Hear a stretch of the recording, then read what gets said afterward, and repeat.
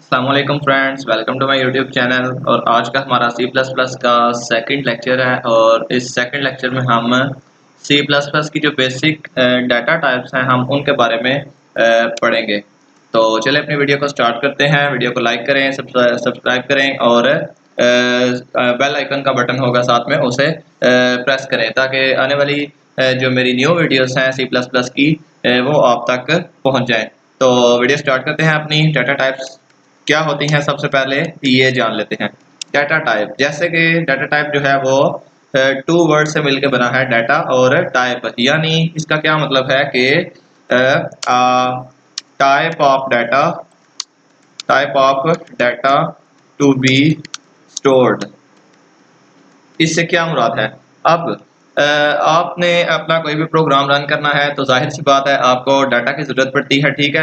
अब वो डाटा आप वेरिएबल्स में रखते हैं, ठीक है, और वेरिएबल्स की स्पेशल डाटा टाइप होती है। यानी आप किस टाइप का डाटा वेरिएबल में स्टोर करना चाहते हैं, सबसे पहले आपको ये बताना पड़ता है डाटा टाइप के ज़रिए।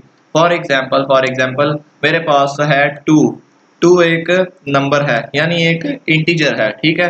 तो इसका मतलब है कि टू के लिए मुझे ऐसा वेरिएबल बनाना पड़ेगा जिसकी डाटा टाइप इंटीजर हो। वेरिएबल की डिक्लेरेशन और वेरिएबल की इनिशियलाइजेशन इंशाल्लाह हम नेक्स्ट वीडियो में पढ़ेंगे। अब डाटा टाइप कौन कौन सी हैं? डाटा टाइप हमारे पास हैं, इंट है, हमारे पास फ्लोट है, हमारे पास डबल है, हमारे पास कैरेक्टर है, हमारे पास बूलियन है, हमारे पास स्ट्रिंग है। और बेसिक जो डाटा टाइप्स हैं वो हमारे पास ये ही 6 हैं, ठीक है। उसके बाद हम इन्हें जान लेते हैं कि इनमें कौन कौन सी वैल्यूज हम स्टोर करवा सकते हैं। अच्छा, उससे पहले एक बात, इंटीजर के लिए हम स्पेसिफिक कीवर्ड यूज करते हैं जो INT है, यानी इंट है। फ्लोट के लिए हमारे पास फ्लोट ही है, ठीक है, एज इट इज। डबल के लिए डबल, कैरेक्टर के लिए कैर, CHAR, ठीक है, और बोलियन के लिए हमारे पास बोल, और स्ट्रिंग के लिए स्ट्रिंग। अब हम जान लेते हैं कि इनके अंदर कौन कौन सा डाटा आएगा। इंटीजर, इंट, यानी इंटीजर्स सारे के सारे इसमें आ सकते हैं। फॉर एग्जांपल 1 आ सकता है, 100 आ सकता है, 999 आ सकता है, कुछ भी इंटीजर्स जो हैं वो सारे के सारे आ सकते हैं। इसी तरह फ्लोट पे चलते हैं। फ्लोट में हमारे पास आ सकता है 8.9, यानी सारी की सारी पॉइंट वाली वैल्यूज, 5.6, उसके बाद 7.8, यानी सारी की सारी जो पॉइंट वाली वैल्यूज हैं वो आ सकती हैं। लेकिन इंटीजर के अंदर फ्लोट वाली वैल्यूज नहीं आ सकती, ठीक है। लेकिन फ्लोट के अंदर इंटीजर की जो वैल्यूज हैं वो आ सकती हैं। मैं इधर लिख सकता हूँ 2, मैं इधर लिख सकता हूँ 67, मैं इधर लिख सकता हूँ 89। वो कैसे लिख सकता हूँ? मैंने जब कभी बताया कि इसके अंदर तो सारी की सारी पॉइंट्स वाली वैल्यू आएंगी। तो इसका क्या मतलब है? 3 है तो इट मीन्स 3.0, 67 है मीन्स 7.67.0, 78 है मीन्स 78.0, यानी ये सारी की सारी पॉइंट वाली वैल्यूज हैं। तो इसका मतलब क्या हुआ कि फ्लोट के अंदर इंटीजर्स वाली वैल्यूज आ सकती हैं, लेकिन इंटीजर के अंदर फ्लोट वाली वैल्यूज नहीं आ सकती, ठीक है। आगे चलते हैं। हमारे पास डबल है। डबल भी एक यानी डबल के अंदर भी फ्लोट वैल्यूज आती हैं, लेकिन इसमें फ़र्क ये है कि सिर्फ इसका मेमोरी में जो साइज़ होता है वो जो है वो डबल होता है, यानी ज़्यादा होता है। अगर फ्लोट का साइज़ 4 है तो डबल का साइज़ मेमोरी में 8 होगा, और इसकी स्टोरिंग कैपेसिटी फ्लोट से ज़्यादा होती है। वो मैं बाद में चल के आपको बताता हूँ, ठीक है। इसके अंदर भी सारी की सारी पॉइंट वाली वैल्यूज आएंगी, 5.6, 7.78 पॉइंट समथिंग, कुछ भी आप लिख सकते हैं, ठीक है। डिपेंड करता है आपने अपने वेरिएबल में कौन सी वैल्यू स्टोर करनी है, ठीक है। अब डबल के अंदर भी हम इंटीजर्स लिख सकते हैं। फॉर एग्जांपल 15 और उसके बाद 67 आ गया हमारे पास, यानी हमारा कंपाइलर अंडरस्टैंड कर जाएगा, यानी ये 0.0 की फॉर्म में होंगी, ठीक है। उसके बाद करेक्टर, करेक्टर में सिर्फ और सिर्फ हमारे पास सिर्फ एक करेक्टर आ सकता है। वो कुछ भी हो सकता है, वो आई हो सकता है, वो एल हो सकता है, वो ओ हो सकता है, वो कुछ भी हो सकता है, वो जीरो हो सकता है, 987, कुछ भी, कोई भी आप सिंबल भी यूज कर सकते हैं एज अ करेक्टर, ठीक है। लेकिन इसकी जो अभी मैंने आपको बताया कि कोई भी हम एक करेक्टर ले सकते हैं। फॉर एग्जांपल 1 ले लेते हैं, हम 7 ले लेते हैं, लेकिन ये तो इंटीजर्स हैं, तो करेक्टर ये कैसे हुए, ये इसकी डिक्लेरेशन में हम पढ़ेंगे, ठीक है। यानी मैं आपको उधर बताऊंगा कि इसको, इनमें सिर्फ डिक्लेरेशन का फर्क है, यानी उसमें 1 भी आ सकता है, 3 भी आ सकता है, 4 भी आ सकता है, M भी आ सकता है, L भी आ सकता है, कुछ भी आ सकता है, ठीक है। लेकिन सिर्फ और सिर्फ एक करेक्टर होना चाहिए बूलियन। अच्छा ये मैं लिख दूँ साथ में, आपको अंडरस्टैंडिंग हो जाएगी, ठीक है। एक करेक्टर सिर्फ। अच्छा आगे चलते हैं बूलियन। बूलियन जैसे कि हमें पता है कि बूलियन यूज होता है ट्रू के लिए या फिर फॉल्स के लिए। तो इसमें सिर्फ दो ही कंडीशंस हैं, या तो ये ट्रू होगा या फिर ये फॉल्स होगा, ठीक है। उसके बाद हमारे पास स्ट्रिंग है। स्ट्रिंग हम यूज करते हैं अपनी कोई भी हमने अगर स्ट्रिंग ऐड करनी है, फॉर एग्जांपल मैं लिखता हूँ माय नेम इज हसन, ठीक है। तो ये मेरे पास जो है ये सारी की सारी मेरी स्ट्रिंग है, ठीक है। तो ये स्ट्रिंग के अंदर हम लिख सकते हैं। इसके अंदर एक मैं दूसरी स्ट्रिंग लिखता हूँ, जैसे आई हैव 23 एप्पल्स, ठीक है। तो इसके अंदर ये स्ट्रिंग भी हमारे पास आ सकती है। जब इसकी डिक्लेरेशन और इनिशियलाइजेशन होगी तो मजीद हम इसे अंडरस्टैंड करेंगे। अभी सिर्फ आप डाटा टाइप्स याद रखें, ठीक है। इसके बाद मैं आपको एक और कंसेप्ट दूंगा अंडरफ्लो का, अंडरफ्लो एंड ओवरफ्लो का, ठीक है। अब ओवरफ्लो और अंडरफ्लो को जानना बहुत जरूरी है। फॉर एग्जांपल ये मैं आपको समझाता हूँ एक एग्जांपल से। अच्छा लेट्स सपोज मैं आपको कहता हूँ कि आप कोई नंबर चूज करें, ठीक है। कोई भी आप नंबर चूज करें जो हो क्या हो, 4 से ग्रेटर हो, ठीक है।